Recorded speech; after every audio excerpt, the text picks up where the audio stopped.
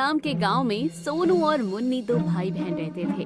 उनके माता पिता का देहांत कुछ वर्ष पहले ही हो गया था, जिसके बाद दोनों भाई बहन अकेले हो गए और जैसे तैसे इधर उधर छोटा मोटा काम करके अपना गुजर बसर करने लगे।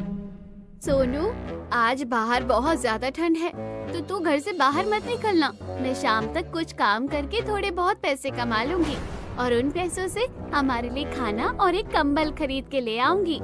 लेकिन दीदी, कंबल तो बहुत महंगा आता है। इतने से पैसों में खाने के साथ कंबल कैसे खरीद कर लाओगी?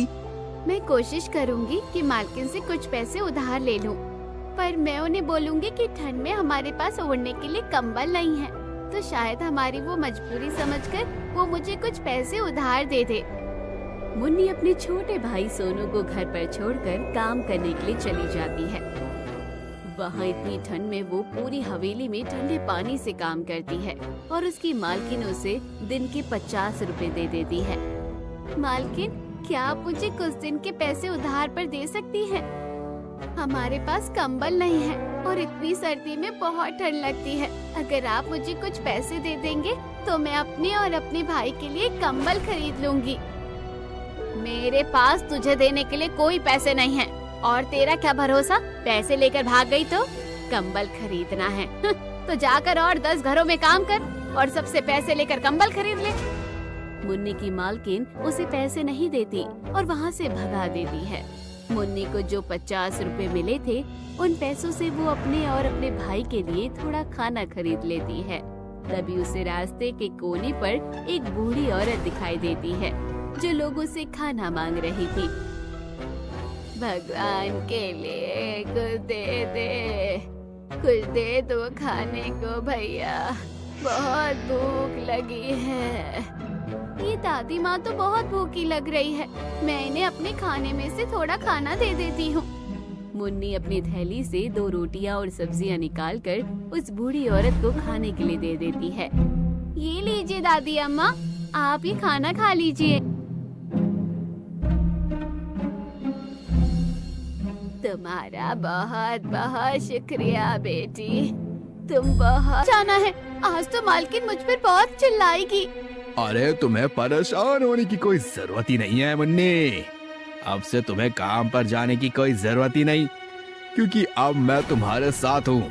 तुम्हें अब कभी भी पैसों की जरूरत नहीं पड़ेगी और तुम्हारी ये उम्र तो पढ़ने लिखने की है, तो तुम दोनों भाई बहन आज से स्कूल जाकर पढ़ाई करो बस। जादुई कंबल की बात सुनकर मुन्नी बहुत खुश हो जाती है और उसका बहुत धन्यवाद करती है। जादुई कंबल उनके लिए स्कूल के नए कपड़े लाकर देता है और मुन्नी सोनू को अपने साथ तैयार करके स्कूल में ले जाती है और दोनों स्कूल में दाखिला करवाते हैं। तभी स्कूल से घर लौटते समय उन्हें उनकी एक पड़ोसन मिलती है। अरे, तुम दोनों कब से स्कूल जाने लग गए? तुम लोगों के पास तो ठीक से 2 वक्त की रोटी खाने के पैसे नहीं हैं, तो स्कूल की फीस भरने के पैसे कहाँ से आ गए? वो हमारे एक रिश्तेदार ने हमारा दाखिला करवाया है और अब से हम स्कूल में पढ़ेंगे। चलो सोनू, घर चलते हैं, देर हो रही है। अचानक पड़ोसन जब ये बात पूछती है तो मुन्नी घबरा जाती है और सोनू को लेकर जल्दी से घर आ जाती है। लेकिन जब पड़ोसन का ध्यान उनके घर पर जाता है तो वो हैरान रह जाती है। ऐसा कैसे हो सकता है? कल तक तो इन लोगों के घर में बिल्कुल कुछ नहीं था, इनका घर बिल्कुल टूटा फूटा था, और फिर आज इनका घर बिल्कुल नया कैसे बन गया? ऐसा लगता है इन लोगों के हाथ कोई जादुई चिराग लग गया है, वरना इन जैसे फटीचरों की हालत कैसे सुधर गई? पड़ोसन अपने घर जाकर ये सारी बातें अपने पति को बताती है तो उसका पति भी हैरान हो जाता है। कोई ना कोई गड़बड़ तो जरूर है, लेकिन तुम चिंता मत करो, गड़बड़ का पता तो मैं लगा कर रहूंगा। आज रात छिपकर मैं सब पता लगा लूंगा। जैसे ही रात होती है तो रजत उनके घर के पास चला जाता है और उनके घर की खिड़की से झांककर अंदर देखने लगता है। अच्छा, अब तुम दोनों ये बताओ कि तुम दोनों को खाने में क्या चाहिए? क्या खाने का मन है तुम दोनों का? मैं तुम्हारे लिए वही ले आऊंगा। कल तुमने हमें हमारा मन पसंद खाना खिलाया था ना, तो आज तुम बताओ तुम्हें क्या पसंद है। आज हम तुम्हारी पसंदीदा खाना बनाएंगे। मैं तो एक जादुई कंबल हूँ, मुझे भला खाने को क्या ही पसंद हो सकता है। हाँ, लेकिन एक बार मैंने आलू की सब्जी के साथ गर्मा गर्म पूरियां खाई थी और दूध वाली गाढ़ी गाढ़ी खीर, तो वो मुझे बहुत स्वादिष्ट लगी। अगर तुम कहते हो तो मैं तुम्हारे लिए गर्मा गर्म खीर पूरी और सब्जी लेकर आ जाता हूँ। अरे ये तो मुझे भी बहुत पसंद है। तुमने जैसे ही खीर पूरी और सब्जी का नाम लिया तो मेरे मुंह में पानी आ गया। जादुई कंबल पलक झपकते ही उनके सामने खीर, आलू की सब्जी, गर्मा गर्म पूरियां पेश कर देता है। और जब उनकी खिड़की के बाहर छिपकर खड़ा हुआ रजत ये सब देखता है तो उसकी आंखें फटी की फटी रह जाती है। अच्छा, तो ये चक्कर है, इन्हें ये जादुई कंबल मिल गया इसलिए उनके पास इतना पैसा आ गया है, जो कि एक ही रात में इनका घर बन गया और ये दोनों स्कूल जाने लगे। लेकिन मैं तुम दोनों के पास ये खुशी ज्यादा समय तक रहने नहीं दूंगा। आज रात ये कंबल मेरा हो जाएगा। रजत वहीं पर खड़ा रहकर उनके सोने का इंतजार करता है और जैसे ही वो दोनों सो जाते हैं तो वो मास्टर की से उनका घर का दरवाजा खोलकर उनका कंबल चुरा लेता है। जादुई कंबल सोया हुआ था इसलिए उसे कुछ पता नहीं चलता, लेकिन जब सुबह उसकी आँख खुलती है तो वो भी हैरान रह जाता है। अरे, जब कल रात में सोया था तो मुन्नी और सोनू के पास था, लेकिन अब मैं कहाँ गया ये? अच्छा हुआ जो तुम उठ गए।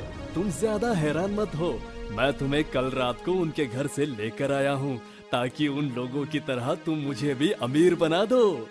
तुम्हें क्या लगता है तुम मुझसे कुछ मांगोगे और मैं तुम्हें इतनी आसानी से दे दूंगा? मैं सिर्फ सच्चे और जरूरतमंद लोगों की मदद करता हूँ और तुम्हें देखकर तो मुझे बिल्कुल नहीं लग रहा कि तुम सच्चे और जरूरतमंद हो। इतना अच्छा खासा घर है तुम्हारा, काम धाम करने के लायक भी लगते हो, तो भला फिर मैं तुम्हारी मदद क्यों करूं? अरे मैं कहाँ तुमसे ज्यादा कुछ मांग रहा हूँ, उन लोगों को इतना दिया है तो थोड़ा बहुत मुझे भी दे दो। अब मैं तुम्हें अपने घर लेकर आया हूँ तो मुझे इस तरह निराश तो मत करो। अच्छा ठीक है, जल्दी बताओ तुम्हें क्या चाहिए, लेकिन याद रखना मैं सिर्फ तुम्हें एक मौका दूंगा, इसलिए जो भी मांगना है सोच समझ के मांगना।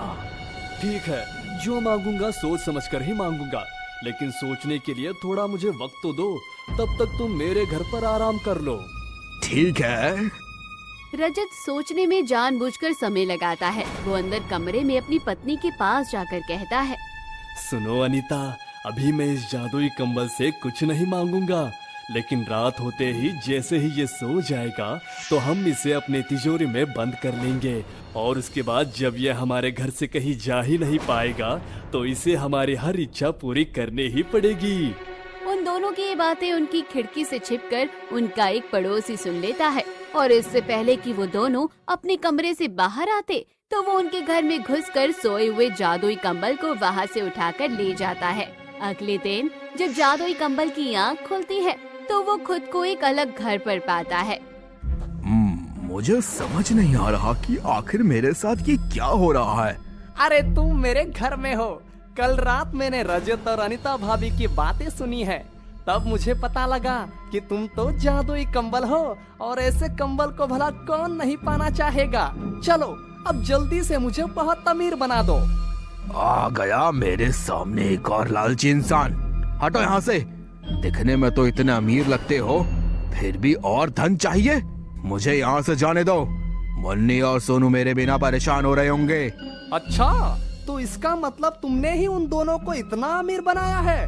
थोड़ी कृपा मुझ पर भी कर दो, ज्यादा नहीं, 100-200 करोड़ दे दो तो मैं धन्य हो जाऊंगा। 100-200 करोड़ तो ऐसे बोल रहे हो जैसे 100-200 रुपये मांग रहे हो। बोलो तो तुम्हें मैं एक दुकान खुलवा देता हूँ, लेकिन काम तुम्हें उसमें खुद ही करना पड़ेगा।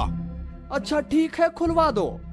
यहाँ सब लोग जादुई कंबल की हेरा फेरी में लगे हुए थे और सोनू और मुन्नी जादुई कंबल को ढूंढ ढूंढ कर परेशान हो रहे थे।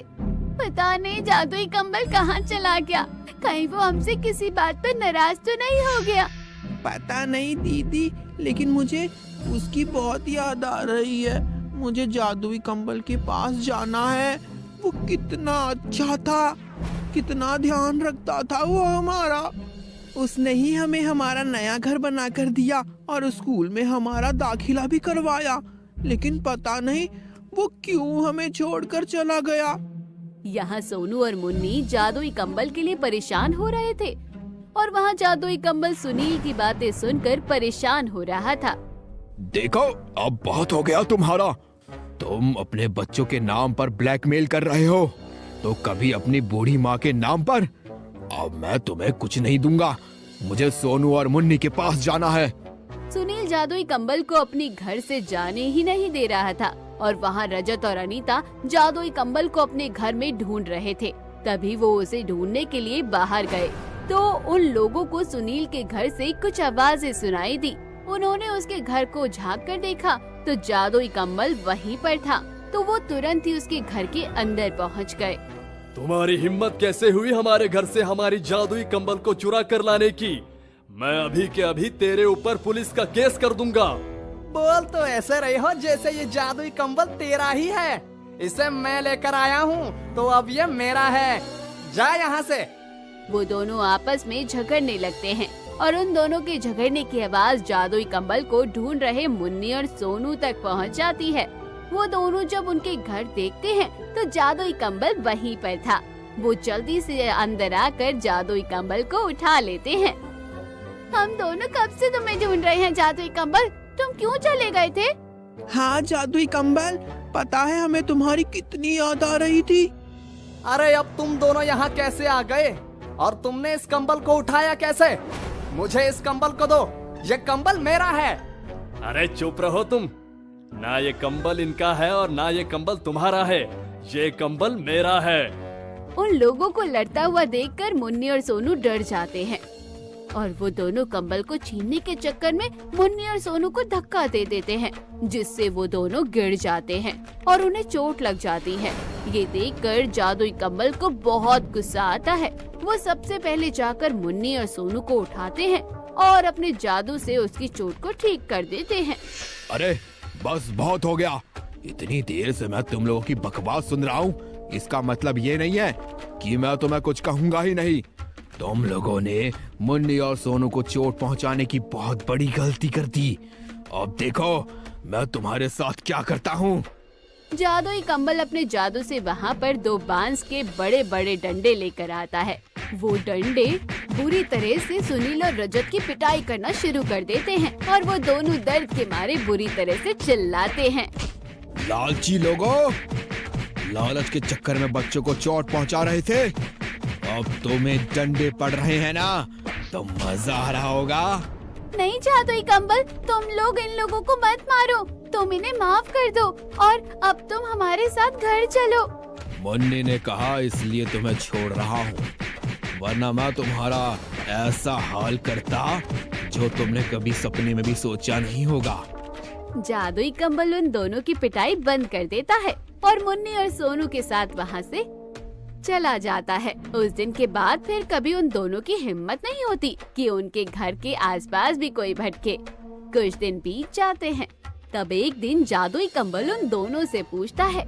मैं जानता हूँ कि तुम्हारे माता पिता इस दुनिया में नहीं है, लेकिन तुम मुझे बता सकते हो कि उनका देहांत कैसे हुआ? कुछ साल पहले मेरे माता पिता पानी के जहाज से हमारे एक रिश्तेदार के यहाँ जा रहे थे और तभी उनका देहांत हो गया। जहाज लौट कर आया लेकिन मेरे माता पिता नहीं आए और उन लोगों ने बताया कि वो लापता हो गए। और समुद्र में लापता होने का मतलब तो तुम समझ ही सकते हो ना। जादुई कंबल ने अपनी आंखें बंद की और उसने देखा कि मुन्नी और सोनू के माता पिता भी जिंदा हैं और वो एक टापू पर फंसे हुए हैं। जादुई कंबल अपने जादू से जल्दी से टापू पर पहुंचा और मुन्नी और सोनू के माता पिता को उनके घर पर लेकर आ गया। अपने माता पिता को अपने सामने देख मुन्नी और सोनू बहुत खुश हुए और जब उन्हें सारी सच्चाई पता चली तो उन्होंने जादुई कंबल का बहुत शुक्रिया और धन्यवाद किया। सब बड़े ही भावुक हो गए, लेकिन जादुई कंबल के कारण आखिरकार मुन्नी और सोनू को उनके माता पिता वापस मिल गए और एक बिछड़ा हुआ परिवार फिर से एक साथ मिल गया। तो दोस्तों कहानी यही खत्म हुई। कहानी कैसी लगी कमेंट बॉक्स में जरूर बताइए, चैनल को जरूर सब्सक्राइब कीजिए। बहुत नेक दिल हो, मैं इतनी देर से लोगों से खाने को एक रोटी मांग रही थी, लेकिन किसी ने मुझे कुछ नहीं दिया। मगर तुम एक छोटी सी बच्ची के अंदर कितनी दया है। दादी माँ, मैं भूख की कीमत समझती हूँ। मेरे माता पिता नहीं हैं और कभी कभी हमारे पास इतने पैसे भी नहीं होते कि मैं और मेरा भाई 2 वक्त का खाना खा सके। इसलिए जब भी मैं किसी को भूखा देखती हूँ तो मुझे बिल्कुल भी अच्छा नहीं लगता। मुन्नी की बातें सुनकर बूढ़ी औरत की आंखों में आंसू आ जाते हैं। बेटी, थोड़ा होने के बाद भी उसमें से तुमने अपना हिस्सा मुझे दे दिया। तुम्हारा साफ नियत और दूसरों के प्रति दया के भाव के कारण मैं बहुत खुश हुई हूँ। तुम्हारी इस रोटी के बदले मैं तुम्हें कुछ ज्यादा तो नहीं दे सकती, लेकिन मेरे पास एक ये कंबल है। तुम इस कंबल को ले जाओ, ये ठंड में तुम्हारे बहुत काम आएगा। क्या आप सच कह रही हैं दादी माँ? क्या मैं सचमुच ये कंबल लेकर जा सकती हूँ? हाँ बेटी, वैसे भी मेरे पास ओढ़ने के लिए एक कंबल तो है ही, और एक कंबल मेरे पास रखा ही रहता है, तो ये भला मेरे क्या काम आएगा? तो तुम इसे ले जाओ। बूढ़ी औरत मुन्नी को वो कंबल दे देती है और वो कंबल पाकर मुन्नी बहुत खुश होती है। मुन्नी घर आकर अपने भाई को सारी बातें बताती है, तो उसका भाई भी मन ही मन बूढ़ी औरत का बहुत धन्यवाद करता है। दीदी, क्या हम उन बूढ़ी दादी को अपने साथ नहीं रख सकते हैं? वैसे भी हमारा दुनिया में कोई नहीं है और वो बूढ़ी दादी भी अकेली रहती है ना। अगर वो हमारे साथ रहेगी तो उन्हें रहने को घर मिल जाएगा और हमें दादी माँ मिल जाएंगी। तुमने बिल्कुल ठीक कहा सोनू। जब कल मैं काम से आऊंगी तो आते हुए दादी माँ को घर लेते आऊंगी। हाँ दीदी, लेकिन अभी मुझे बहुत भूख लग रही है। तुम खाने को क्या लेकर आई हो? आज खाने में रोटियां और आलू की सब्जी है। ये लो, तुम जल्दी खा लो। क्या मतलब दीदी, आप मेरे साथ खाना नहीं खाओगी क्या? नहीं सोनू, आज मुझे भूख नहीं लगी है, तो तुम खाना खा लो। नहीं दीदी, मैं जानता हूँ कि आपको बहुत भूख लगी है, लेकिन खाना कम होने की वजह से आप ऐसा कह रही हैं। लेकिन अगर आप खाना नहीं खाओगी तो मैं भी खाना नहीं खाऊंगा। इसके अंदर 2 रोटियां हैं, एक मैं खा लेता हूँ और एक आप खा लीजिए। सोनू अपने हाथों से अपनी बहन को खाना खिलाता है। तभी वो खाना खाते हुए कहता है, काश हमारे पास पेट भर खाना होता तो कितना अच्छा होता ना दीदी। पहले सर्दियों में माँ हमारे लिए गाजर का हलवा बनाती थी और कभी कभी तो गोभी के पराठे, तो कभी कभी मेथी के पराठे भी। लेकिन अब हमें पेट भरने के लिए कितना संघर्ष करना पड़ता है। सोनू के इतना कहते ही वहाँ पर गाजर का हलवा और तरह तरह के पराठे आ जाते हैं। अचानक वहाँ इस तरह का खाना आता देखकर दोनों भाई बहन डर जाते हैं। दीदी, ये सब क्या हो रहा है यहाँ पर? यहाँ पर अपने आप इतना सारा खाना कहाँ से आ गया? तुम दोनों डरो मत, ये खाना मैं तुम दोनों के लिए लेकर आया हूँ। तुम दोनों अभी कह रहे थे ना कि तुम्हारी माँ तुम्हारे लिए सब खाना बनाती थी और तुम्हारा ये सब खाने का मन भी कर रहा था, तो मैंने तुम्हारे लिए ये खाना बना दिया। हमारे घर में कोई भूत तो नहीं घुस गया ना सोनू? देखो, तुम जो कोई भी हो यहाँ से चले जाओ, हमें ये कुछ भी नहीं चाहिए। अरे तुम दोनों मुझसे ऐसे डरो मत, मैं एक जादुई कंबल हूँ। उस बूढ़ी दादी ने तुम्हें खुश होकर ये जादुई कंबल दिया है। वो कोई इंसान नहीं बल्कि एक परी थी। अब तुम जो चाहो मुझसे मांग सकते हो, मैं तुम लोगों की हर जरूरत को पूरी करूँगा। कंबल की बात सुनकर दोनों भाई बहन खुश हो जाते हैं और जो कंबल ने उन्हें खाना दिया था वो दोनों पेट भर के उस खाने को खाते हैं। तुम्हारा बहुत बहुत धन्यवाद प्यारे कंबल, तुम्हारी वजह से हमने कितने समय बाद इतना स्वादिष्ट खाना खाया, वो भी एकदम पेट भर के। वरना कभी कभी तो हमें 2 वक्त की सूखी रोटी भी पेट भर कर नसीब नहीं होती थी। मैं बहुत बुरा समय देखा है ना, लेकिन तुम चिंता मत करो, अब से मैं हमेशा तुम्हारे साथ रहूंगा और तुम्हें किसी चीज की कोई कमी भी नहीं होने दूंगा। जादुई कंबल उन दोनों के लिए 2 नए कंबल लेकर देता है और घर में 2 बिस्तर भी लगा देता है। दोनों भाई बहन अपने अपने बिस्तर पर आराम से सो जाते हैं। लेकिन रात के समय अचानक बारिश में ठंड शुरू हो जाती है। उनके घर की छत जगह जगह से टूटी हुई थी, तो घर के अंदर पानी भरने लगता है और टूटी फूटी खिड़की भी खुल जाती है और घर के अंदर ठंडी हवा और बारिश की बूंदें आने लगती है। हे भगवान, एक तो पहले ही इतनी ठंड है, ऊपर से बारिश भी आ गई। तुम्हारा शुक्र है जादुई कंबल कि तुमने हमें ये कंबल दे दिया, वरना हम तो ठंड में जम जाते। हाँ जादुई कंबल, तुम्हारा बहुत बहुत शुक्रिया। अब तुम दोनों मेरे दोस्त हो तो तुम्हारा ख्याल रखना मेरी जिम्मेदारी है। तुम रुको, मैं अभी इस बारिश का भी निवारण कर देता हूँ। जादुई कंबल अपने जादू से उनके टूटे फूटे घर को एकदम नया बना देता है और घर में कहीं भी फिर से बारिश का पानी नहीं आता।